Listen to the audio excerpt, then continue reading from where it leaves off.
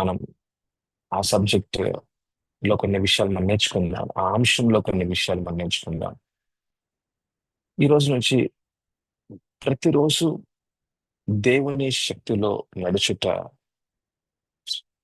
ప్రతిరోజు అద్భుతాలు చేయుట. ఆమేన్. హల్లెలూయా. ఈ అంశంలో మనం అనేకమైన విషయాలు మనం తెలుసుకుందాం. ప్రతిరోజు దేవుని శక్తిలో నడుచుట, ప్రతిరోజు దేవుని అద్భుతాలు చేయుట, మన చేతుల ద్వారా అద్భుతాలు జరుగుతాయి. ఆమేన్. మన జీవితము ద్వారా అద్భుతాలు, ఆశ్చర్యకార్యాలు, స్వస్థతలు, విడుదలలు తప్పకుండా ఒక రోజు 2 రోజులు కాదు, కానీ ప్రతి రోజు కూడా జరుగుతూనే ఉంటాయి. ఆమె మీరు నమ్మినట్లయితే నాతో పాటు మీరు కూడా ఆమెన్ అని అనండి. అది ఎలాగా అది ఎలాగా సాధ్యమవుతుంది అన్నది మనము ఈ యొక్క క్లాసెస్ లో మనం చూడబోతున్నాం.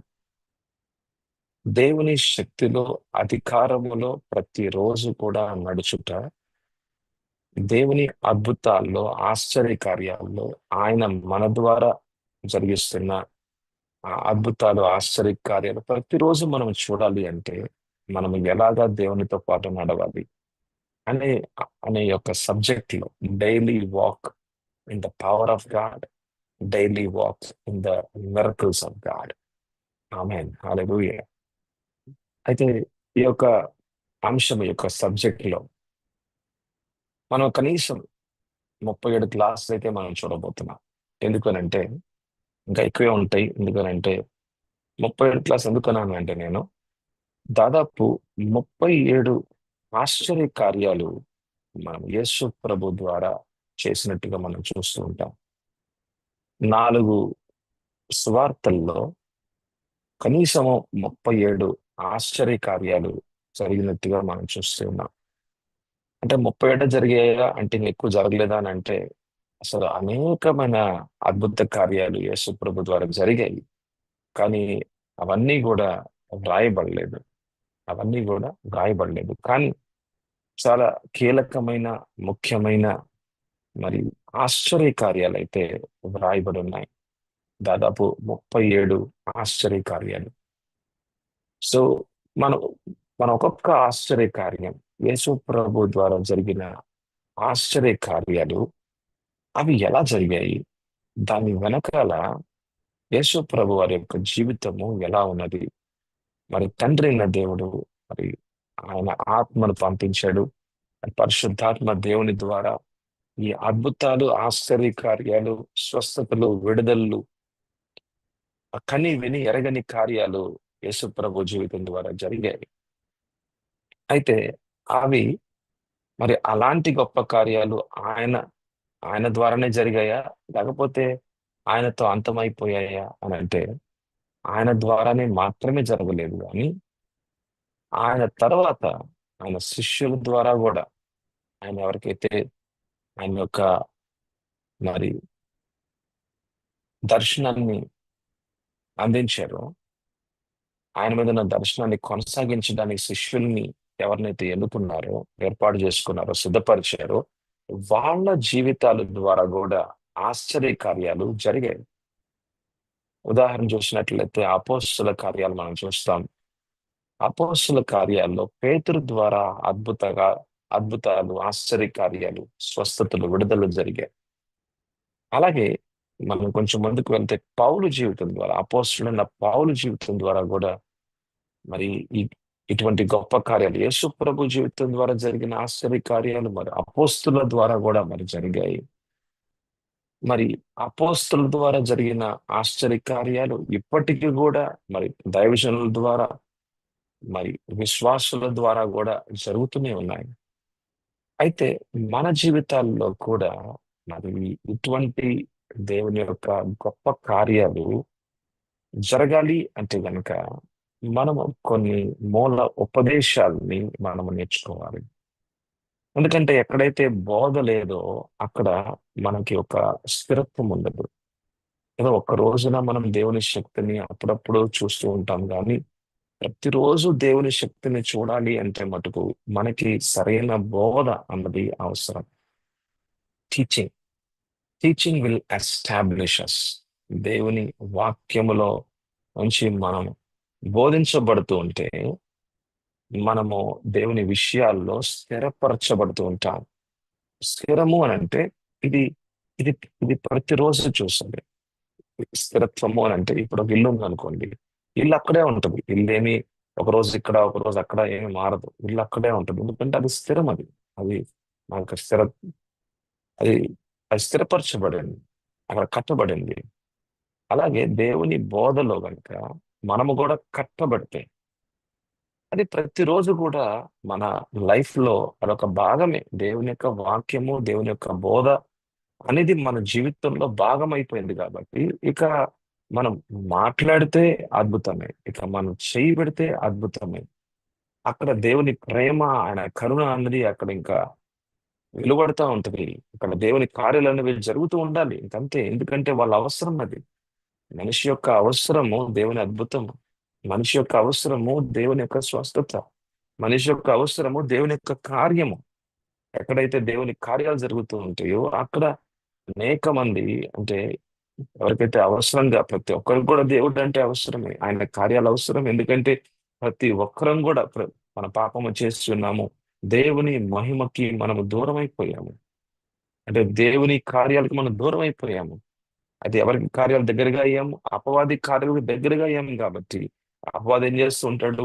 దొంగతనం చేస్తూ ఉంటాడు, హత్య చేస్తూ ఉంటాడు, నష్టపరుస్తూ ఉంటాడు, రోగాన్ని ఇస్తూ ఉంటాడు, ఆపత్కాల మరణంలోకి తీసుకెళ్తూ ఉంటాడు. ఇంటిలో పరిస్థితులు ఏమి కూడా చాలా చాలా చాలా భయంకరమైన పరిస్థితుల్లో ఉంటూ ఉంటారు. అంటే అపవాది చేసే కార్యాలు ఇంకా అవే ఇంకా.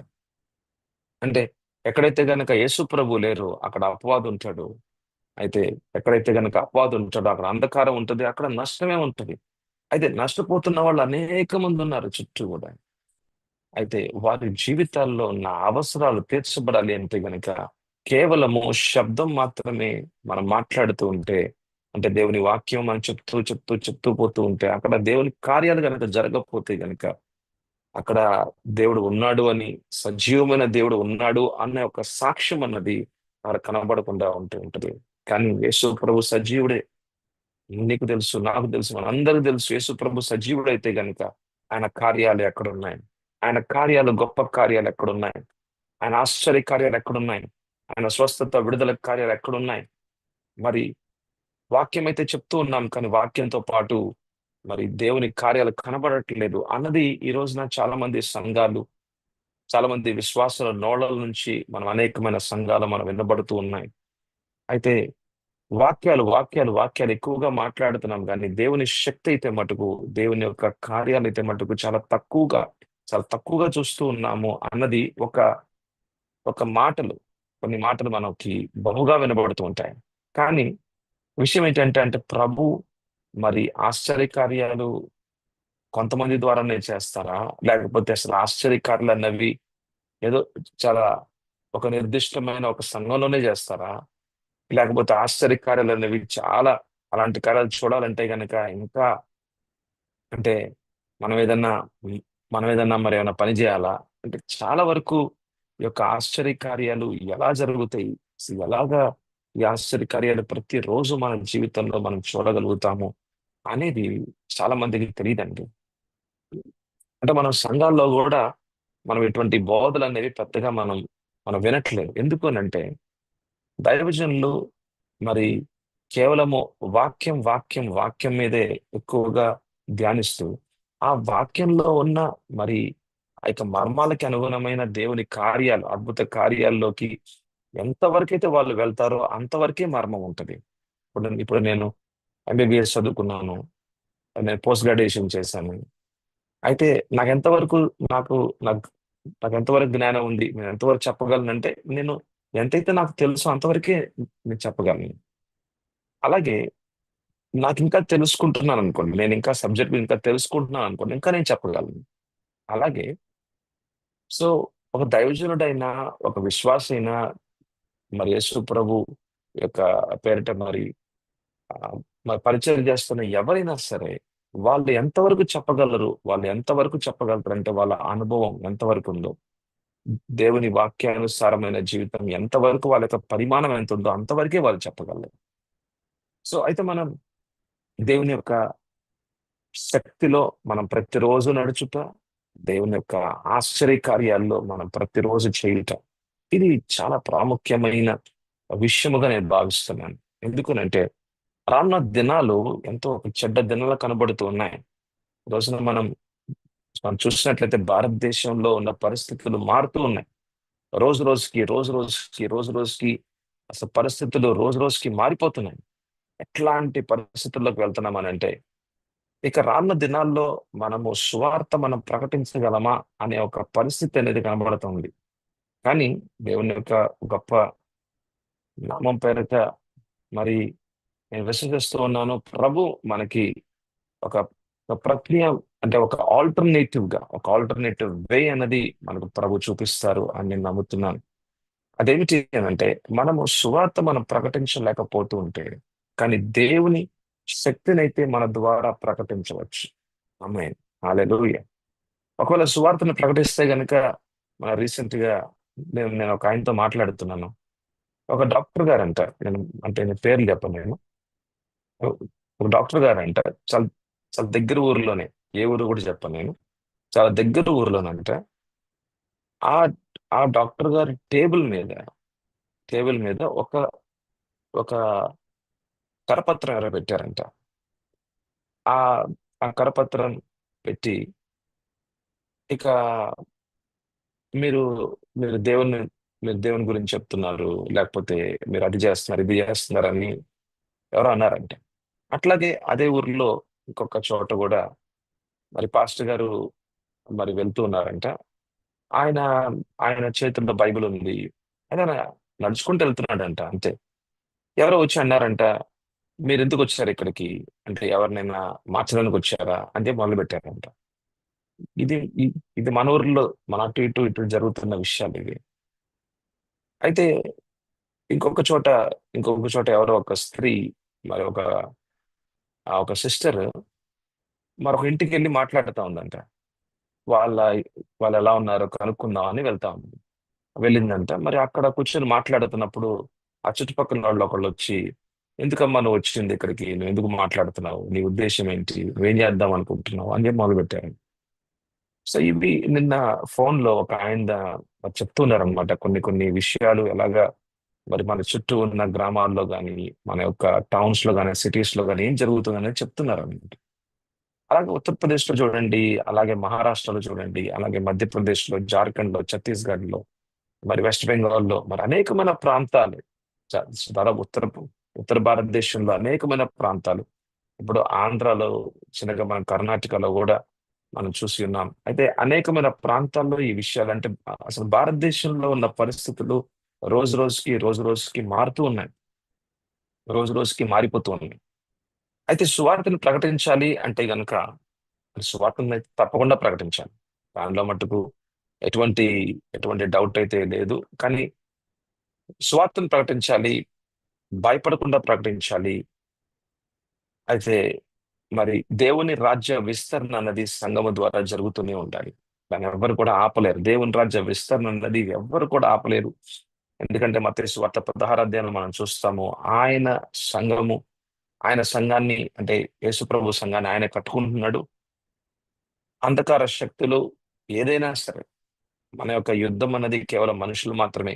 మనకి యుద్ధం అన్నది మనుషులతో మాత్రమే కాదు, కానీ వాటి వెనకాల, అంటే ఈ అదృశ్యముగా ఉన్న అంధకార శక్తులతో మన యొక్క యుద్ధముగా ఉంటా ఉంది. అయితే ఈ యుద్ధంలో జయం మనదే. దేవుని సువార్త అనేది తప్పకుండా ప్రకటించబడుతూ ఉంటుంది. దేవుని రాజ్య విస్తరణ అనేది తప్పకుండా జరుగుతూ ఉంటుంది. అయితే ఆ మరి దేవుని రాజ్య విస్తరణ అనేది ఎలాగ జరగాలి ఈ దినాల్లో మనం చూసినట్లయితే, చాలా వరకు అంటే పరిస్థితులు మారుతూ ఉన్నాయి కదా. ఇక మనం సువార్తను ప్రకటించాలి అంటే గనక, ఒకసారి ముందుగా అక్కడ దేవుని అద్భుత కార్యాలు అక్కడ జరగాలి. హల్లెలూయా. మరి ఎవరైనా క్యాన్సర్‌తో ఇబ్బంది పడుతూ ఉన్నారు. చాలా ఇక ఫైనల్ స్టేజ్‌లో ఉన్నారనుకుందాం. ఇక ఫైనల్ స్టేజ్‌లో ఉన్నారు.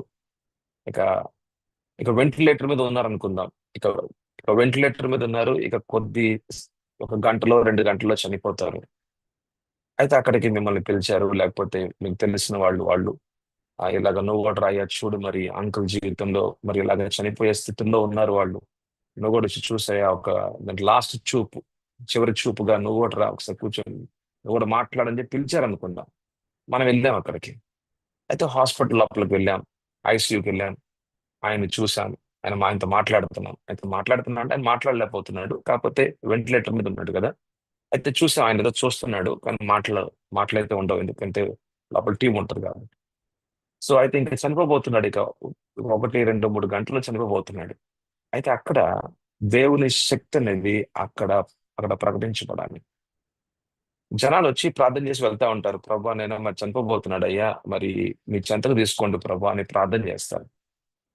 ఇంకెవరు కొంతమంది ఇంకా వాళ్ళు ఏదో పాస్టర్లను లేకపోతే ఎవరినో పిలుస్తారు, ఫాదర్లను ఎవరినో పిలుస్తారు, మరి వాళ్ళు కూడా ప్రార్థన చేస్తారు, ప్రభా నైనా మరి కొంతసేపట్లో ఈయన ఈయన చనిపోబోతున్నాడు, ప్రభా మీ చెంతకు తీసుకోండి అయా, నేను వీరి ఆత్మని ప్రభా మీరు రక్షించుకోండి అని అట్లాగా కొన్ని ప్రార్థనలు కూడా మనం వింటాం.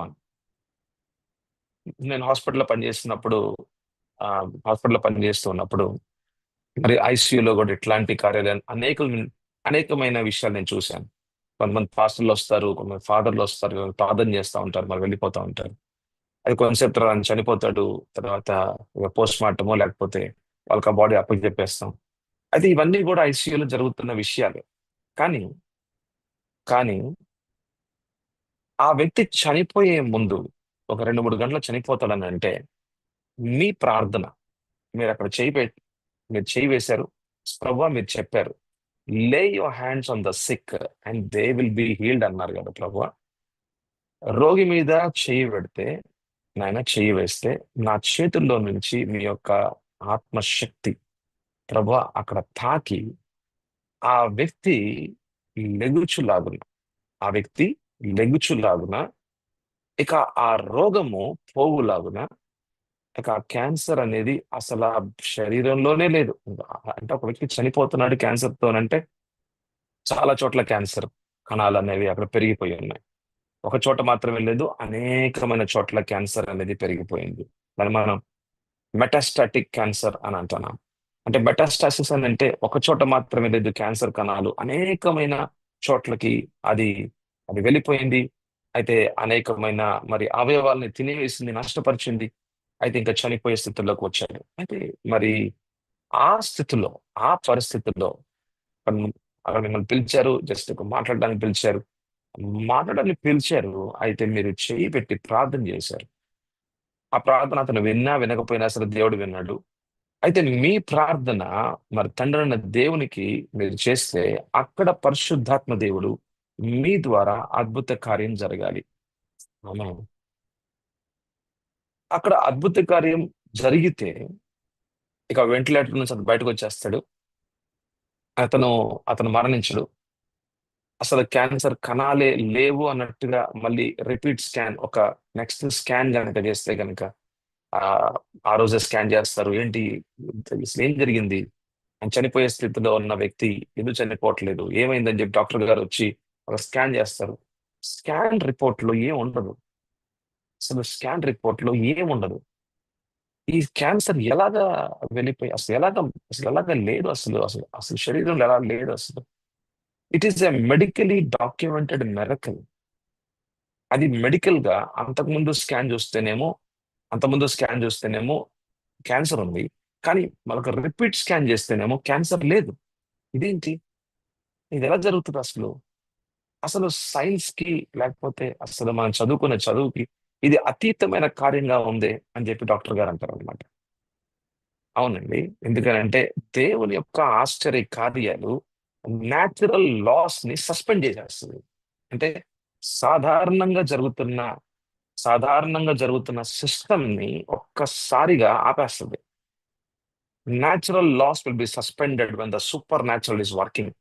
సూపర్ న్యాచురల్ అంటే అసాధారణమైన దేవుని యొక్క శక్తి, దేవుని యొక్క కార్యాలు జరుగుతున్నాయి అంటే మటుకు ఇక్కడ ఇంకా న్యాచురల్ గా ఒక సాధారణమైన సిస్టమ్ ఏదైతే కనుక జరుగుతుందో అంతా కూడా సస్పెండ్ అయిపోద్ది. సో ఇటువంటి కార్యాలు మనము చూడాలి. ఆమె హల్లెలూయా. ఇటువంటి ఆశ్చర్య కార్యాలు మన జీవితాల ద్వారా జరుగుతూ ఉండాలి. ఇది ఒక రోజు 2 రోజులు కాదంట, ప్రతి రోజు కూడా జరుగుతూ ఉండాలి. ఎందుకనంటే ఒక వాక్యం చూద్దామండి. ప్రకటన గ్రంథం 22వ అధ్యాయము 1వ వచనం. ప్రకటన గ్రంథము the book of Revelation chapter 22 and verse 1. మరియు స్ఫటికము వలె మెరయునట్టి జీవ జలముల నది దేవుని యొక్కయు గొర్రెపిల్ల యొక్కయు సింహాసనము నొద్ద నుండి ఆ పట్టణపు రాజవీధి మధ్యను ప్రవహించుట ఆ దూత నాకు చూపెను. ఆ నది యొక్క ఈవలను ఆవలను ఆవలను జీవవృక్షం ఉండెను. అది నెల నెలకు ఫలించుచు 12 కాపులు కాయును. ఆ వృక్షము యొక్క ఆకులు జనములను స్వస్థపరచుటకై వినియోగించును. ఆమేన్. హల్లెలూయా. ఈ వాక్య భాగంలో మీరు చూడాల్సిన అనేకమైన విషయాలు ఉన్నాయి. మనం ఇంకా దీని బ్యాక్గ్రౌండ్ తర్వాత కనుక కాంటెక్స్ట్ కానీ అనేకమైన విషయాలు మనం కూడా చూడొచ్చు. కానీ మన యొక్క అంశం ఏమిటి అంటే అద్భుత కార్యాలు, ఆశ్చర్య కార్యాలు చూసే విషయం. అంటే మనం చూసినట్లయితే ఇక్కడ జీవ నది అన్నది ఎప్పుడు కూడా ప్రవహిస్తూనే ఉందంటే అదే మనం 1వ వచనంలో మనం చూస్తున్నాం. జీవ నది అన్నది మరియు స్ఫటికం వలె మెరియునట్టి జీవ జలముల నది, జీవ నది అన్నది ప్రవహిస్తూ ఉన్నట్టుగా మనం చూస్తున్నాం. ప్రవహిస్తున్న నది అంటే నిల్వ చేయబడిన నీళ్లు కాదంటే ప్రవహిస్తున్న నది గురించి ఇక్కడ మనకు చూపిస్తూ ఉన్నారు. అయితే ఈ నది అనేది, ఈ జలాలు అన్నది జీవముతో నింపబడిందంటే, జీవం అంటే లైఫ్, లైఫ్ ఆఫ్ గాడ్. అంటే ఇది అనంతకాల జీవితం. ఈ అనంతకాల జీవితంలో మరణం అనేది లేదు. అంటే మరణాన్ని సైతము కూడా జీవంలోకి మార్చగలిగేది జీవ నది, జీవ జలాలు, దేవుని నుంచి వస్తున్న జీవ జలాలు అంటే పరిశుద్ధాత్మ దేవుని యొక్క కార్యాలు. ఎక్కడెక్కడైతే కనుక జీవ నది ప్రవహించబడుతుందో అక్కడక్కడ మరణము సైతము కూడా జీవములోకి మార్చబడుతూ ఉంది. ఆమె అయితే ఇదేదన్నా ఒక కల్పితమా, లేకపోతే కేవలం ఒక ఆలోచన మాత్రమేనా, లేకపోతే ఒక వాస్తవంగా ఈ విషయం జరుగుతూ ఉందా? నాకైతే మటుకు ఇది ఒక కల్పితం అయితే కాదు. ఏదో కేవలం ఒక దర్శనం మాత్రమే కాదు, కానీ ఇది నిజముగాను, ఇది ఒక నిజముగానే ఒక నది అన్నది దేవుని సన్నిధి నుంచి అది అది ప్రవహిస్తోంది జీవ జలాలుగా. పరిశుద్ధాత్మ దేవుని యొక్క కార్యాలు జరగడానికి అది అదొక రోజా 2 రోజులా అనేది కాదు, కానీ మనకు చూసినట్లయితే ప్రతి రోజు కూడా ఆమేన్ హల్లెలూయా నిరంతరము, ఒక మాట అయితే నిరంతరము జీవ నది అనేది ప్రవహిస్తూనే ఉందన్నమాట. హల్లెలూయా. దీన్ని బట్టే నేను ఈ రోజున ఈ మాటలు చెప్తూ ఉన్నాను. ప్రతిరోజు దేవుని శక్తి, ప్రతిరోజు దేవుని యొక్క అద్భుతాలు మనం చూడగలం. ఆమేన్ హల్లెలూయా.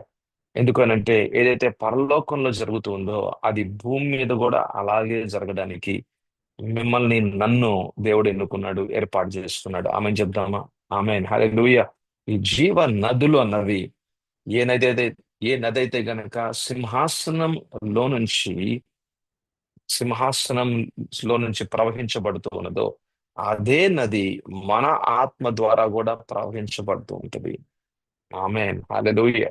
హల్లెలూయా. ఎక్కడి నుంచి అండి ఈ నది, ఎక్కడి నుంచి మొదలైందంటే దేవుని సింహాసనం నుంచి మొదలైందంట.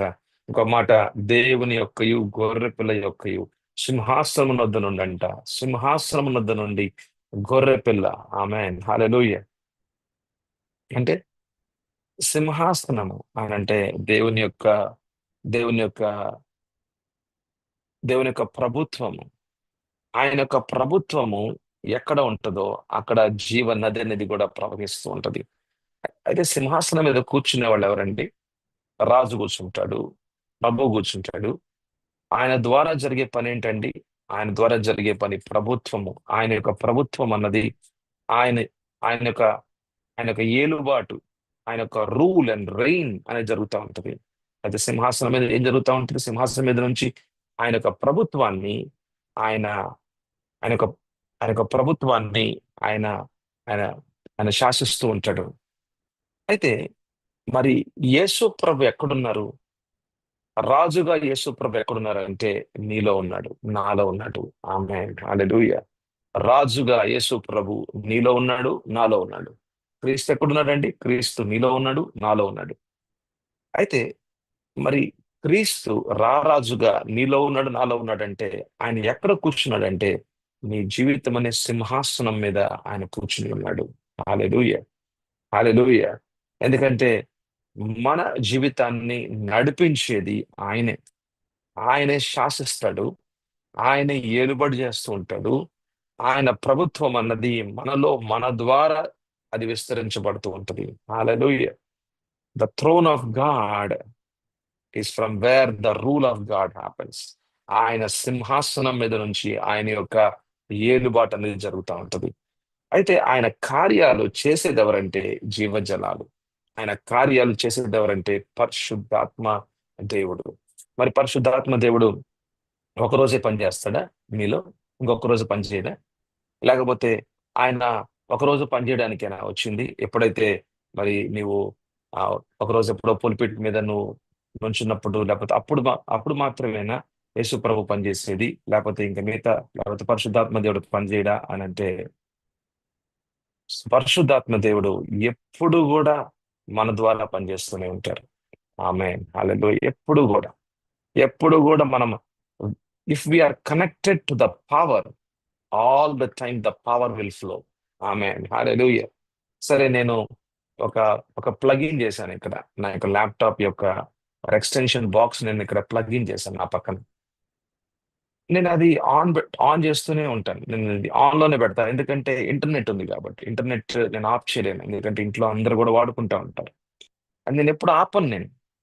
నేను గనక కనెక్ట్ అయ్యే ఉంటే గనక ఎప్పుడు కూడా పవర్ అనేది ఫ్లో అవుతానే ఉంటది అనమాట. అయితే నేను చేసిన పని ఏంటంటే, ఒకటే పని. అదేంటంటే నేను జస్ట్ కనెక్ట్ చేశాను అంతే. నేను కనెక్ట్ చేశాను, నేను స్విచ్ ఆన్ చేశాను. అంటే అంటే ఏంటంటే నేను కూడా దేవునికి ఒక కనెక్షన్ లాగా, అంటే అంటే నేను కూడా దేవునికి కనెక్ట్ గా ఉంటే, అంటే కనెక్షన్ లో ఉంటే గనక అది ఎట్లాగా ప్రార్థన. సో ప్రార్థన, నిరంతర ప్రార్థన. మన ఆ విషయాన్ని మనం కిందటి దినాల్లో మనం జస్ట్ ఒక 2-3 రోజుల్లో, లేకపోతే నిన్న మొన్న మనం చూస్తా ఉన్నాం. నిరంతర ప్రార్థన, నిరంతర ప్రార్థన, నిరంతర ప్రార్థన. ఈ యొక్క ఈ యొక్క ప్రార్థన ద్వారా మనం దేవునితో కనెక్ట్ అయి ఉంటాం. అయితే స్విచ్ ఆన్ చేయటం అంటే ఏంటంటే విశ్వాసం. స్విచ్ ఆన్ చేయటం అంటే ఓన్లీ కనెక్ట్ చేస్తే మాత్రం కాదండి. ఓన్లీ కనెక్ట్ చేస్తే మాత్రం కాదు, స్విచ్ ఆన్ చేయాలి. స్విచ్ ఆన్ చేస్తేనే కరెంట్ ఫ్లో అవుతా ఉంటుంది. అయితే అయితే కనెక్ట్ చేసేది ఏమిటి అని అంటే ప్రార్థన. మనల్ని దేవునితో కనెక్ట్ చేసేది పరిశుద్ధాత్మ దేవుని ద్వారా జరుగుతున్న ప్రార్థన. అయితే స్విచ్ ఆన్ చేయటం అంటే ఏంటంటే విశ్వాసం. విశ్వాసము ద్వారా నడుచుట. విశ్వాసము విశ్వాసం యొక్క పరిమాణాలు మీరు ఎంతగా మీ యొక్క ఆత్మీయ జీవితంలో అది పెంచబడుతూ ఉంటుందో, అంతగా మీరు దేవుని యొక్క ఆశ్చర్య కార్యాలు మీ జీవితాల ద్వారా చూస్తూ ఉంటారు. ఆమేన్, హల్లెలూయా, హల్లెలూయా. రెండు విషయాలు: ప్రార్థన, విశ్వాసం. ప్రార్థన, విశ్వాసం. ప్రార్థన అన్నది పరిశుద్ధాత్మ దేవునితో జరుగుతూ ఉంటది. మరి విశ్వాసం అన్నది యేసు ప్రభు గురించి ఎంతగా నీ ఆత్మలోకి నువ్వు, ఎంతగా నువ్వు నీతో పరిశుద్ధాత్మ దేవుడు యేసు ప్రభు గురించి చెప్తూ ఉంటారో వాక్యంలో నుంచి, అంతగా నీలో విశ్వాసం అన్నది అది పెంచబడుతూ ఉంటది. ఆమేన్, హల్లెలూయా. మరి జీవ జలాలు జీవాన్ని తీసుకొస్తూ ఉంటాయి. ఎక్కడైతే మరణం ఉంటుందో అక్కడ జీవాన్ని తీసుకొచ్చేది దేవుని యొక్క ఆత్మ కార్యము. హల్లెలూయా. దేవుని యొక్క ఆత్మ కార్యాలు ఏం చేస్తూ ఉంటాయండి? మరణాన్ని జీవంలోకి మారుస్తూ ఉంటాయి. హల్లెలూయా. లాజరు బయటకు వచ్చాడు. చనిపోయిన లాజరు మరి జీవంలోకి వచ్చాడు. అయితే మనం కేవలం యేసు ప్రభు ఏం చేస్తున్నారు అనేది మనం చెప్తూ ఉంటే గనుక, నా ఆత్మీయ తండ్రి ఇలా చెప్తా ఉన్నారనమాట.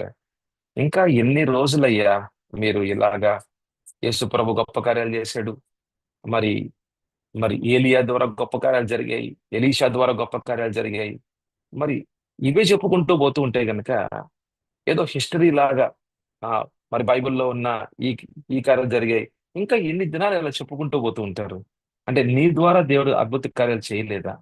నీ ద్వారా అద్భుత కార్యాలు చేయడా? ఇక పొదుగుకులు ఎప్పుడు కూడా ఇంకా వాక్యం తీస్తే గనక ఇంకా చూసారా యేసు ప్రభు జీవితంలో ఎలాంటి కార్యాలు జరిగాయో ఆయన ద్వారా, యేసు ప్రభు జీవితం ద్వారా, సారీ, యేసు ప్రభు జీవితాల ద్వారా ఎంత అద్భుత కార్యాలు జరిగాయి కదా. చూసారా గొప్ప కార్యాలు చేస్తున్నాడు యేసు ప్రభు.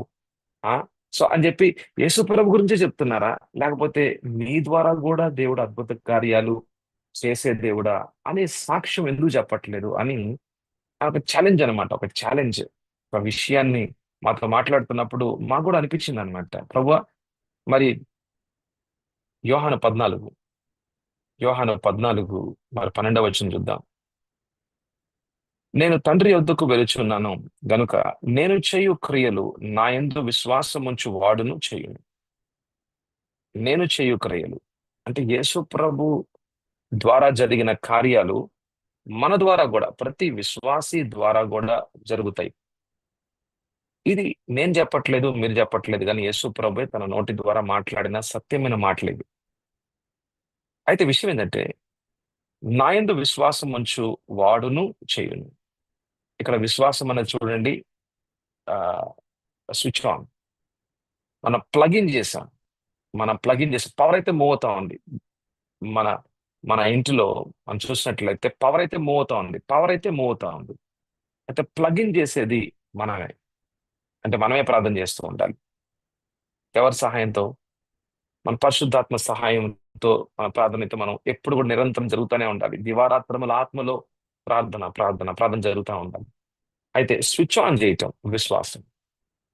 విశ్వాసం అన్నది మనం ఏం చేస్తుందంటే, ఆ యొక్క శక్తి అంటే దేవుని శక్తి అన్నది మన ద్వారా ఫ్లో అవడానికి, మన నోటి ద్వారా మాట్లాడుతున్న మాట గాని, మన చేతుల ద్వారా ఎక్కడైతే మనం ముడుతూ ఉన్నామో మన చేతుల ద్వారా గాని దేవుని యొక్క శక్తి ఫ్లో అవడానికి స్విచ్ ఆన్ అంటే విశ్వాసం. అదే మాటలు ఇక్కడ యేసు ప్రభు కూడా చెప్తూ ఉన్నారు. నేను తండ్రి యొద్దకు వెళ్ళుచున్నాను గనుక నేను చేయు క్రియలు, యాక్చువల్గా ఎవరు చేశారు అక్కడ? అక్కడ పరిశుద్ధాత్మ దేవుడు కార్యం చేశారు. కానీ అక్కడ ఏమన్నారు చూసారా? నేను చేయు క్రియలు. అంటే ఆయన పరిశుద్ధాత్మతో ఎంత విలీనమైపోయాడు చూడండి. ఆమె హల్లెలూయా. యేసు ప్రభు ఆయన ఏమన్నారంటే, నా అంతట నేనేం చేయలేనని చెప్పారు. ఇది యోహాను 5వ అధ్యాయంలో మనం చూస్తాం. నా అంతట నేనేం చేయలేను, నా తండ్రి ఏదైతే చేస్తూ ఉన్నాడో అది నేను చూసి నా ద్వారా కార్యాలు జరుగుతూ ఉంటాయి. అయితే ఈవెన్ మరి యేసు ప్రభు చనిపోయారు, ఆయన శిలువ మీద చనిపోయారు, ఆయన్ని పాతి పెట్టారు. మూడో దినాన ఆయన లేచిన తర్వాత మరి 40 దినాల పాటు ఆయన శిష్యులతో మాట్లాడుతున్నప్పుడు పరిశుద్ధాత్మ సహాయముతోనే మాట్లాడాడు. మన అపోస్తలుల కార్యాలు 1వ అధ్యాయంలో మనం చూస్తాం. అంటే యేసు ప్రభు జీవితంలో ఏదైనా ఆయన బోధించాడన్నా, ఏదైనా చేశాడంటే గనక అది పరిశుద్ధాత్మ దేవుని ద్వారా జరిగిన కార్యాలే. అయితే ఇక్కడ ఏమంటున్నారు? నేను చేయు క్రియలు అంటున్నాను. అంటే ఏమిటంటే మరి ఆయన పరిశుద్ధాత్మ దేవుడు ఎంతగా విలీనమైపోయాడు, ఒకటైపోయారో చూడండి. నేను చేయు క్రియలు నా యందు విశ్వాసం ఉంచు వాడును చేయును. ఆమేన్. ఆయన యందు విశ్వాసం అని అంటే ఆయన గురించి ఎంతగా తెలుసుకుంటూ ఉంటామో అంతగానే విశ్వాసం. ఆమేన్. యేసు ప్రభు గురించి ఎంతగా మనం తెలుసుకుంటూ ఉంటామో అంతగానే విశ్వాసం. ఈరోజు విశ్వాసం ఎక్కడి నుంచి వస్తుందంటే క్రీస్తు ఎవరు అనేది తెలుసుకుంటేనే. మరి రోమీయుల రాసిన పత్రిక 10వ అధ్యాయం మనం 17వ వచనం చూస్తాం. Faith comes by hearing the word of God. So దేవుని యొక్క వాక్యంలో ఉన్న యేసు ప్రభు ఎవరు అనేది మనం వింటూ ఉన్న సమయాల్లో మనలో విశ్వాసం అనేది పుట్టుకొస్తూ ఉంటది. ఇంకా వింటున్నామా, ఇంకా తెలుసుకుంటున్నామా యేసు ప్రభు గురించి? ఇంకా విశ్వాసం, ఇంకా విశ్వాసం, ఇంకా విశ్వాసం. నీ యొక్క విశ్వాస పరిమాణాలు అంటే లెవెల్స్ ఆఫ్ ఫెయిత్, నీ యొక్క నీ యొక్క విశ్వాస పరిమాణాలు ఎంతగా పెంచబడుతూ ఉంటాయో అంతగా దేవుని యొక్క కార్యాలు కూడా నీ ద్వారా జరుగుతూ ఉంటాయి. అంటే కేవలం అక్కడ విశ్వాసం మాత్రమే కాదు, అక్కడ ప్రార్థన. ఈ రెండు అన్నమాట. దీస్ ఆర్ టూ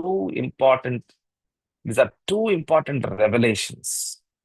ఒకటి ప్రార్థన, రెండోదేమో విశ్వాసం. ఈ రెండు చాలా ప్రాముఖ్యమైన మర్మాలు దేవుని యొక్క శక్తిలో మూవ్ అవడానికి. ఆమేన్. హల్లెలూయా. చూడండి ఇంకొంచెం ముందుకెళ్తే గనుక, వాటికంటే మరి గొప్పవియు అతడు చేయునని మీతో నిశ్చయముగా చెప్పుచున్నాను. అంటే నీకు ఎంత రెవల్యూషన్ ఉందో అంతగానే నీ యొక్క అథారిటీ. ఎన్ని స్టార్స్ ఉన్నాయో నీ మీద అంతగానే నీ పవర్, అంతగానే నీ అథారిటీ. అంతే. ఒక సైనికుడిలాగా ఉన్నావు అనుకో, ఒక సైన్యంలో సైనికుడిలాగా ఉన్నావు అనుకో, ఒక స్టార్ ఉంటుంది, 1, 2 స్టార్లు ఉంటాయి. అంతవరకే నీ అధికారం. అయితే స్టార్లు పెరుగుతా ఉన్నాయి అనుకోండి, స్టార్లు పెరుగుతున్నాయి అంటే, స్టార్లు అంటే నమ్మకంగా పనిచేస్తున్నాం. Very very important revolution.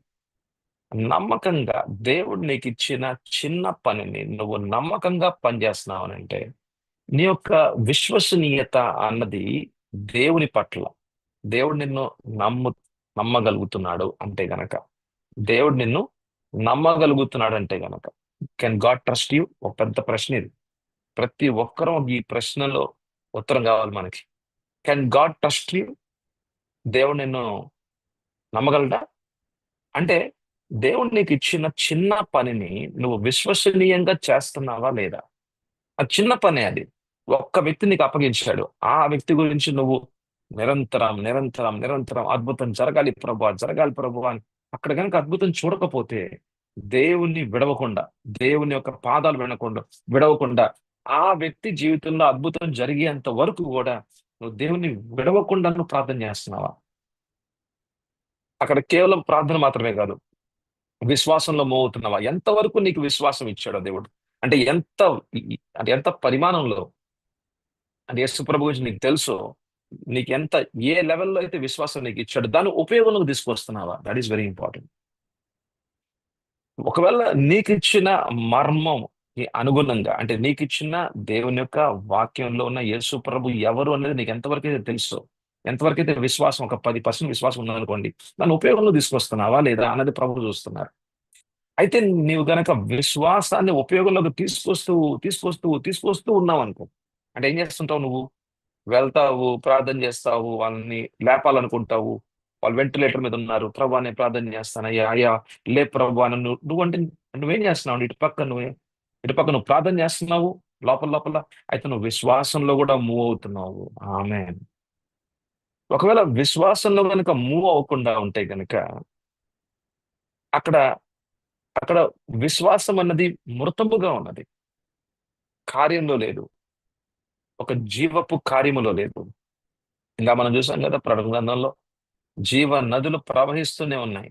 నిలవబడిన నీళ్లు కాదు, పరిశుద్ధాత్మ దేవుని యొక్క జీవజలాలు, ప్రవహించబడుతున్న నీళ్ళవి. ఆమె ఎప్పుడు కూడా కార్యము చెయ్యాలి చెయ్యాలి చెయ్యాలి అని ఆశతో ఉన్న దేవుడు ఆయన. ఆమె స్వస్థపరచాలి స్వస్థపరచాలి, విడుదల చేయాలి అని ప్రతి నిత్యము కూడా ఆయనకున్న ఉద్దేశం అది, ఆయనకున్న చిత్తం అది. ఆమె కొంతమంది ఇలా ప్రార్థన చేస్తారు, నీ చిత్తం అయితే ప్రభువా నాకు స్వస్థపరచు. ఆ చిత్తం అయితే ఏంటి? అదొక అబద్ధపు ప్రార్థన. అయ్యా నీ చిత్తం అయితే కనుక అద్భుతం చెయ్యి. నీ చిత్తం అయితే ఏంటి? చిత్తం అయితే కాదు, చిత్తం ఆయన చిత్తమే అది, ఆయన ఉద్దేశమే అది. ఎందుకంటే జీవజలాలు, ప్రభా నీ చిత్తం అయితే జీవజలాల్ని ప్రవహింపజేయి. లేదు, వాక్యానుసారమైన ప్రార్థన కాదు అది. అది నీ మనసులో ఏదో ఒక ఒక అనుమానంతో అది జరుగుతుందా లేదా, చేస్తాడా చేయడా, అది నీ అనుమానం. అది నీకున్న అనుమానం, అదొక దురాత్మ అది. అయితే ఆ ప్రార్థనలు అబద్ధాలు, ఆ ఆ ఆ ప్రార్థనలు అబద్ధాల ప్రార్థన, అబద్ధాలతో నిండిన ప్రార్థన అది. కానీ మనం అలాగా ప్రార్థన చేయకూడదు. ప్రార్థన చెయ్యాలి అంటే వాక్యపు మర్మాలతో ప్రార్థన చేయాలి. ఏదో నీ మనసులో ఉన్న ఆలోచనలతో కాదు. నీకు ఎంతవరకు దేవుని గురించి తెలుసో, నీకున్న జ్ఞానం, నీకున్న బుద్ధితో కాదు నువ్వు ప్రార్థన చేయాల్సింది. కానీ వాక్యంలో ఉన్న మర్మము, వాక్యంలో ప్రభు ఏ సత్యాన్ని అయితే గనక దేవుడు నీతో వ్యక్తిపరంగా, దేవుడు ఏదైతే గనక సత్యాన్ని నీకు బోధిస్తున్నాడో, ఆ ఆ బోధకు అనుగుణంగా ప్రార్థన చేయాలి. ఆమేన్. హల్లెలూయా. Pray in the spirit, not according to your understanding. నీకున్న నీకున్న ఆ జ్ఞానాన్ని బట్టో లేకపోతే బుద్ధిని బట్టో కాదు ప్రార్థన చేయాల్సింది. ఆ ప్రార్థనలకి ఒక ఉత్తరాలు ఉండవు. కానీ వాక్యంలో ఉన్న మర్మాన్ని బట్టి ప్రార్థన చేయాలా. అక్కడే అధికారం. అక్కడే అనేకమైన ఆటంకాలు వెళ్ళిపోతూ ఉంటాయి. ఆటంకాలు తీసివేయబడుతూ ఉంటాయి. అయితే అటువంటి ప్రార్థన, ఆత్మలో ప్రార్థన ఎట్లాగా? మన మన యొక్క మన కిందటి బా మన కింద అనేకమైన, లేకపోతే అనేకమైన రోజుల నుంచి మనం చూసాం కదా, 55 క్లాసులు చూసామండి. సర్వాంగ కవచం. సర్వాంగ కవచం అన్నది ప్రతి ఒక్కరికి అవసరమే, ప్రతి విశ్వాసికి అవసరమే. ప్రార్థన చేయటం అన్నది ఏడో ఆయుధం. చూడండి అక్కడ ఆర్డర్ చూడండి. పౌలు రాసిన యొక్క వర్తమానం, లేకపోతే పౌలు రాసిన ఎఫెసీయులకు రాసిన పత్రిక 6వ అధ్యాయం చూడండి. There is an order. ఆ ఆర్డర్ లో ముందేమో సర్వాంగ కవచం గురించి మాట్లాడాడు, ఆయుధాల గురించి మాట్లాడాడు. లాస్ట్ లో ఏం మాట్లాడుతున్నాడు అంటే ప్రార్థన గురించి మాట్లాడుతున్నాడు. ప్రార్థన అన్నది యుద్ధమే. If you understand it or no don't understand it, it is up to you. మీకు అర్థమైనా అర్థం కాకపోయినా అది ఇంకా అది ఇంకా మీ యొక్క బాధ్యతే. ఇంకా ప్రార్థన అన్నది యుద్ధమే. అయితే యుద్ధములో మనం ఉన్నాము, ప్రార్థన చేస్తున్నాం అని అంటే అది యుద్ధమే. అయితే ప్రార్థన చేస్తున్నాము అని అంటే మటుకు సర్వాంగ కవచాన్ని ధరించుకునే ప్రార్థన చేయాలా. ఆమె హల్లెలూయా. సత్యంలోనే ప్రార్థన చేయాలా. నీతి అను మైమర్పు అంటే నేను నీతిమంతుని యొక్క స్థానంలో ఉంటూ మనం ప్రార్థన చేయాలా. రెండు, మూడు, విశ్వాసం అనే డాల్ని పట్టుకునే మనం ప్రార్థన చేయాలి. అంటే అంటే విశ్వాసముతో ప్రార్థన చేయాలి కానీ భయంతో ప్రార్థన చేయకూడదు. మూడు, నాలుగు, సమాధానపు మనస్సు. సమాధానము ఒక విశ్రాంతి అనేది మన లోపల ఉండుట అంటే విశ్వసించుటలో మనలో విశ్రాంతి ఉంటుంది. విశ్రాంతిలో సమాధానములో దేవుని యొక్క స్వరము వినుట, అప్పుడు ప్రార్థన చేయుట. నాలుగు, ఐదు, రక్షణ. రక్షణ అనే హెల్మెట్. అంటే మన మనసులో అనేకమైన ఆలోచనలు వస్తూ ఉంటాయి, అబద్ధాలు వస్తూ ఉంటాయి. వాటిని లేదు, నా ఆత్మని దేవుడు రక్షించాడు, నా ప్రాణాన్ని దేవుడు రక్షించాడు, నా శరీరాన్ని దేవుడు రక్షించాడు. రక్షణలో రక్షణలో విడుదల ఉంది, స్వస్థత ఉంది.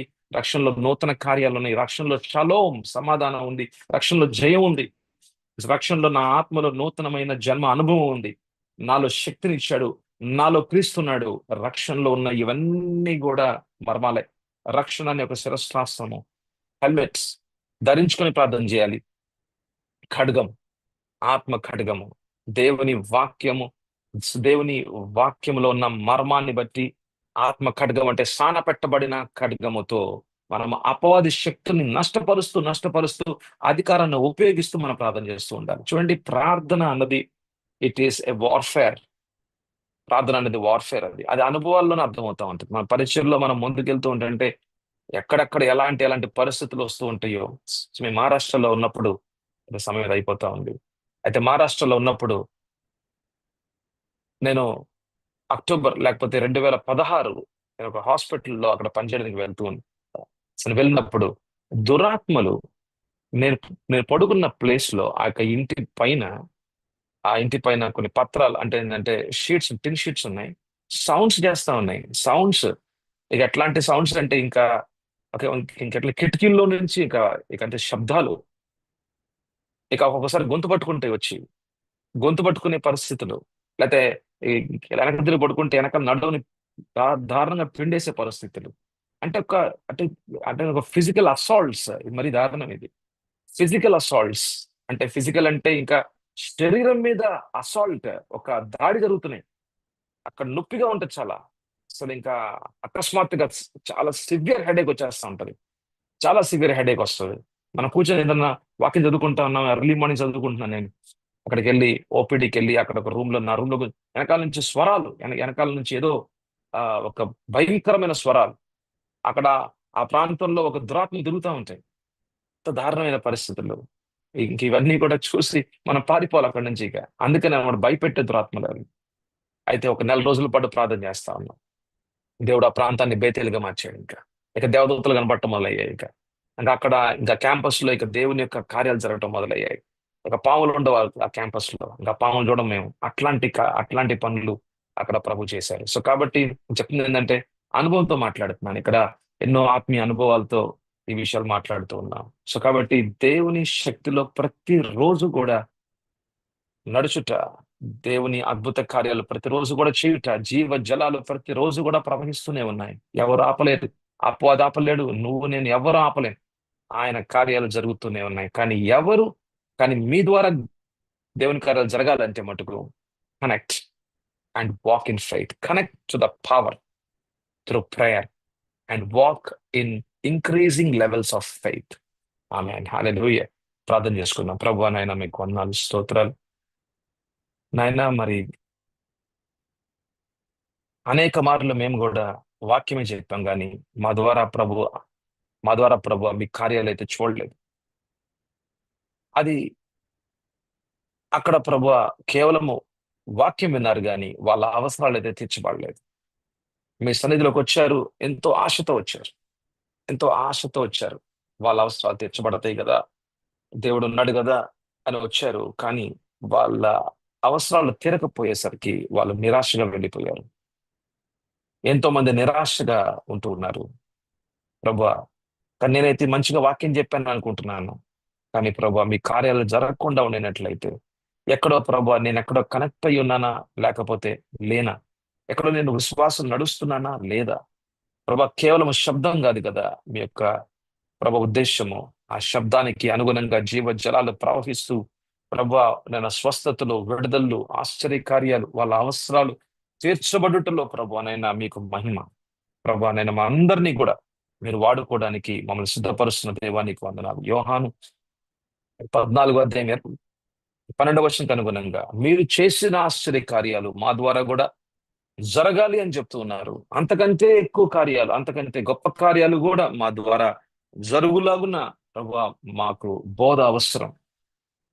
నాయనా, మాకు బోధ అవసరం. మీ యొక్క వాక్యములో నా బోధ మాకు అవసరం. సర్వాంగ కవచములు ధరించుకొని ప్రార్థన అవసరం.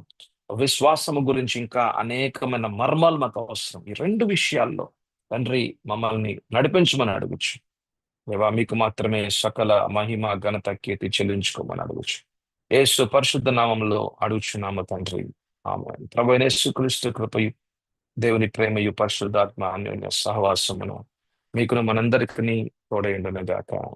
ఆమేన్. హల్లెలూయా. God bless you. సర్వాంగ కవచము కనీసం 55 క్లాసులు పూర్తి చేసుకున్నాం. ఆ అంశం అయితే అయిపోయింది. అంటే అయిపోయిందని నేను చెప్పలేను, ఎందుకంటే వాక్యం అన్నది ఇంకా లోతుల్లో ఉంటది. అంతవరకు మనం చూసాం. దాదాపు ఒక 55 క్లాసులు పూర్తి చేసుకున్నాం. చాలా ప్రాముఖ్యమైన వర్తమానాలు అవన్నీ కూడా, బోధ చాలా ప్రాముఖ్యమైన టీచింగ్స్ అవి. ప్రార్థన అనేది చాలా ప్రాముఖ్యం. ఐఎమ్ టేకింగ్ ద నెక్స్ట్ లెవెల్లోకి వెళ్తున్నాను మిమ్మల్ని, నేను తీసుకెళ్తున్నాను మిమ్మల్ని. ఫస్ట్ క్లాసెస్ మనం కనుక సరిగ్గా వినకపోతే ఈ క్లాసెస్ లో కూడా మనం పెద్దగా ఫాలో అవ్వలేమన్నమాట. సో మన ప్రార్థన విషయాల్లో మనం చాలా we have to be equipped. మనం మంచిగా సిద్ధపరచబడుతూ ఉండాలి. ఇప్పుడు నేను ఈ క్లాసెస్ లో నేను విశ్వాసం గురించి, ఇంకా వాటిలో ఉన్న గొప్ప, అంటే వాటిలో ఉన్న లోతైన మర్మాలు.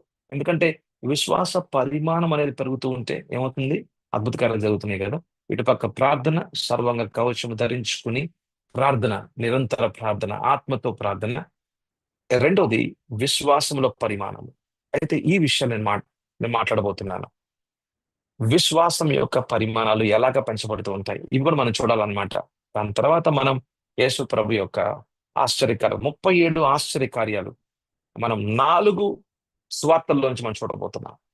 అయితే ముందు నేను విశ్వాసం యొక్క పరిమాణాల్లో మనం పెంచబడడానికి దానికి కావలసిన మర్మాలు, దానికి కావలసిన బోధ, అది నేను మాట్లాడబోతున్నాను. రేపు నుంచి చాలా ఇంపార్టెంట్ క్లాసులు ఇవన్నీ కూడా, ఎక్కడ మిస్ చేయొద్దు.